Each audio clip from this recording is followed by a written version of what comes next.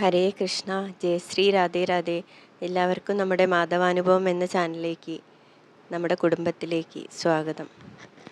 നമ്മൾ ശ്രീ ഗുരുവായൂരപ്പനെ, ഭഗവാനെ, കൃഷ്ണനെ, കണ്ണനെ പ്രാർത്ഥിക്കുകയാണെങ്കിൽ നമ്മൾ ഒരിക്കലും ഒരു കാര്യത്തിനും ഭയപ്പെടേണ്ടതില്ല. എല്ലാം ഭഗവാൻ നോക്കിക്കോളും. ഈ ഒരു എല്ലാ ദിവസവും നമ്മൾ ഭഗവാന്റെ ഏത് നാമാണെങ്കിലും നമുക്കറിയുന്ന നാമങ്ങൾ കഴിയുന്നതും നിങ്ങൾ ഒരു 108 തവണയെങ്കിലും ചൊല്ലാൻ ശ്രമിക്കുക. നമ്മുടെ വിഷമങ്ങളെല്ലാം കണ്ണൻ കാണും. കണ്ണൻ അതിനുള്ള പരിഹാരവുമായിട്ടാവും നമ്മുടെ അടുത്തേക്ക് വരിക. അത് പല രൂപത്തിലായിരിക്കും, പല ഭാവത്തിലായിരിക്കും. നമുക്കറിയാൻ പറ്റൂല. എപ്പോഴും കണ്ണൻ നമ്മുടെ കൂടെ ഉണ്ടാവും. എനിക്ക് ഒരുപാട് അനുഭവങ്ങൾ തന്നിട്ടുള്ളതാണ്. അതുകൊണ്ടാണ് ഞാൻ നിങ്ങളുമായി പങ്കുവയ്ക്കുന്നത്. ഇപ്പോൾ ഇന്ന് ഞാൻ വന്നിരിക്കുന്നത്, നമ്മൾ ഈ രോഗത്താലോ എന്തെങ്കിലും ബുദ്ധിമുട്ടുകളോ കാര്യങ്ങളോ ഒക്കെ ഉള്ളവരാണെങ്കിൽ അതിനുള്ളൊരു പ്രാർത്ഥനയായിട്ടാണ്. അതായത് ശ്രീമദ് നാരായണീയത്തിൽ നമ്മുടെ മേപ്പത്തൂർ ഭഗവാനെ മനസ്സുരുകി പ്രാർത്ഥിച്ച് എഴുതിയ ഒരു ശ്ലോകമാണ്. 8ാം ദശകത്തിലെ 13ാമത്തെ ശ്ലോകം. ഈ ഒരു ശ്ലോകത്തിൻ്റെ ഒരു മഹാത്മ്യം, ഒരു ശക്തി, അത് നിങ്ങൾ പ്രാർത്ഥിച്ചിട്ട് തന്നെ നിങ്ങൾക്കതറിയാൻ പറ്റും. ഈ ഒരു ശ്ലോകത്തെക്കുറിച്ചാണ് ഞാൻ ഇന്ന് നിങ്ങളുടെ അടുത്ത് പറയാൻ പോകുന്നത്. ആ ശ്ലോകം എങ്ങനെ നമുക്ക് പറയാമെന്ന് വെച്ചാൽ അത് ഞാൻ പറഞ്ഞുതരാം.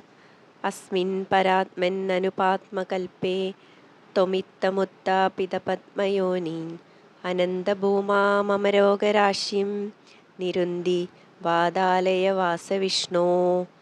അതായത് മേൽപ്പത്തൂർ ഗുരുവായൂരിൽ ഭജന ഇരിക്കുകയാണ്. അദ്ദേഹത്തിൻ്റെ വാദരോഗങ്ങളായ അദ്ദേഹത്തിന് ഒരുപാട് ബുദ്ധിമുട്ടുകളുണ്ട്.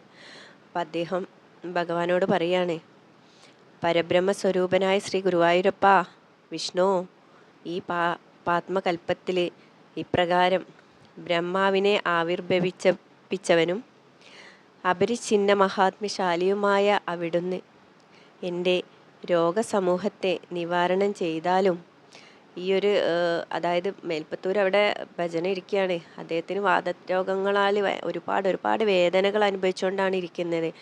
അപ്പോൾ ശ്രീ പൊന്നു ഗുരുവായൂരപ്പനോട് അദ്ദേഹം പറയാണ്, ഈ ഒരു പ്രാർത്ഥന അദ്ദേഹം നമ്മുടെ 8ാം ദശകത്തിലാണ് പറഞ്ഞിരിക്കുന്നത്. അപ്പം നിങ്ങൾ കഴിയുന്നവർ ഇത് 108 തവണ ഡെയിലി ദിവസവും നിങ്ങൾ ചൊല്ലാൻ ശ്രമിക്കുക. നിങ്ങൾക്ക് എന്തൊക്കെ ബുദ്ധിമുട്ടുണ്ടെങ്കിലും അത് ഭഗവാൻ മാറ്റിത്തരും. ഭഗവാൻ നമ്മുടെ കൂടെ തന്നെ ഉണ്ട്. നമ്മൾ ആത്മാർത്ഥമായിട്ട് ആ പാതാരബിന്ദത്തിനടിയിലൊരു ധൂളിയാവാനുള്ള ഭാഗ്യമെങ്കിലും നമുക്ക് നൽകണേ ഭഗവാനേ കൃഷ്ണ ഗുരുവായൂരപ്പ എന്ന് മനമുരുകി നിങ്ങൾ പ്രാർത്ഥിച്ചു നോക്കൂ. നിങ്ങളുടെ എല്ലാ ബുദ്ധിമുട്ടുകളും ഭഗവാൻ അത് തീർത്ത് തരും. നമ്മൾ പ്രാർത്ഥിച്ചിട്ട് ഭഗവാനിൽ അർപ്പിക്കുക. ശരണം തരണേ ഭഗവാനെ, രക്ഷിക്കണേ എന്ന് നമ്മൾ പ്രാർത്ഥിക്കുക. അപ്പോൾ ഈ ഒരു പ്രാർത്ഥന എൻ്റെ കുടുംബത്തിലെ എല്ലാ അംഗങ്ങളും ഇനിയിപ്പോൾ ഒന്നുമില്ലെങ്കിൽ കൂടി നമുക്ക് ഈ ഒരു പ്രാർത്ഥന ചൊല്ലിയാൽ ഭഗവാന്റെ അനുഗ്രഹം നമ്മുടെ കൂടെ തന്നെ ഉണ്ടാവും. ജയശ്രീ രാധേ രാധേ, ഹരേ കൃഷ്ണ. അപ്പോൾ ഇതുവരെ നമ്മുടെ ചാനൽ സബ്സ്ക്രൈബ് ചെയ്തിട്ടില്ലാത്തവരാണെങ്കിൽ നിങ്ങൾ സബ്സ്ക്രൈബ് ചെയ്യുക. നിങ്ങൾക്ക് അറിയുന്ന ആളുകൾക്കും ഫ്രണ്ട്സിനും റിലേറ്റീവ്സിനൊക്കെ നമ്മുടെ ചാനൽ ഈ വീഡിയോ ഷെയർ ചെയ്യുക. ആരെങ്കിലും ഇങ്ങനെയൊക്കെ ബുദ്ധിമുട്ടുകൾ അനുഭവിക്കുന്നുണ്ടെങ്കിൽ അവർക്കും ഒരു അനുഗ്രഹമാവട്ടെ, ഭഗവാന്റെ അനുഗ്രഹം കിട്ടട്ടെ. അപ്പോൾ എല്ലാവരും നമ്മളുടെ ചാനൽ സപ്പോർട്ട് ചെയ്യുക. ഇനിയും കൂടുതൽ കാര്യങ്ങളുമായിട്ട് ഞാൻ അടുത്ത വീഡിയോയിൽ വരുന്നതായിരിക്കും. ജയശ്രീ രാധേ രാധേ, ഹരേ കൃഷ്ണ.